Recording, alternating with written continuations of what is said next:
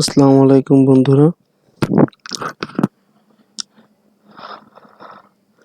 আজ এক্সেলের প্রথম ক্লাস এটা শুধু বিগিনারদের জন্য। প্রথম ক্লাসে আমি শুধু আজকে এক্সেল শিটের টুকটাক একটু ধারণা দিব। আজকে প্রথম ক্লাস যেহেতু এক্সেলের আমার সামনে যেটা আছে এটাকে বলে ওয়ার্কবুক। এখানেই মূলত আমাদের হিসাব নিকাশ বা ডাটা ইনপুট যেটাগুলো করা হয়, এবং এখান থেকে আমাদের মূলত সব কাজকর্ম এখান থেকে আমাদের করতে হবে। এক্সেলের শুরুই এখান থেকেই করতে হবে। এক্সেলের দুটিই থাকে, একটা হচ্ছে কলাম, একটা হচ্ছে সারি।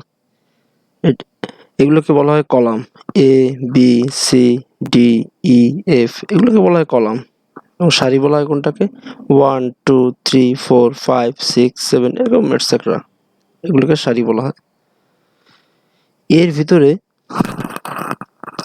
এক একটা সেলের আর এক একটা নাম আছে। যেমন আমি যদি এটাকে এখানে এই ডি এর ঘরে ধরি, তাহলে এখানে আসতেছে A1। এই যে বন্ধুরা, A1, তাহলে এই ঘরটার নাম A1। আবার আমি যদি এখানে সিলেক্ট করি, তাহলে এখানে আসতেছে J6, তাহলে এই ঘরটার নাম J6, মানে যে কলামের 6 number rho.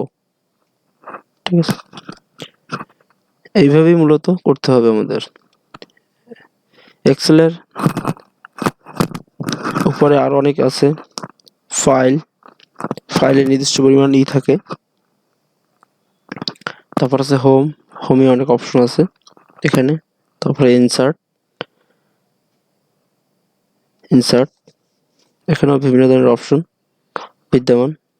Page layout, formula, data, review, view, etc.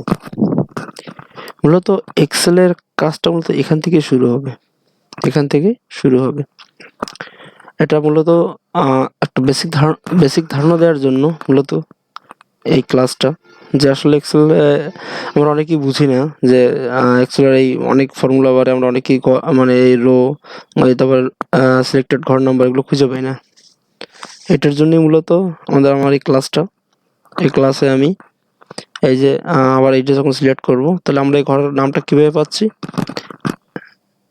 এটা সিলেক্ট করলে এখানে আসবে E3, এবং এটা হচ্ছে ফর্মুলা বার।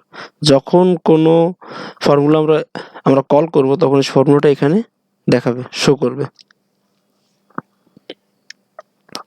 ঠিক আছে বন্ধুরা, আজকে তাহলে এই পর্যন্ত। ইনশাআল্লাহ আগামী ক্লাসে আবার দেখা হবে।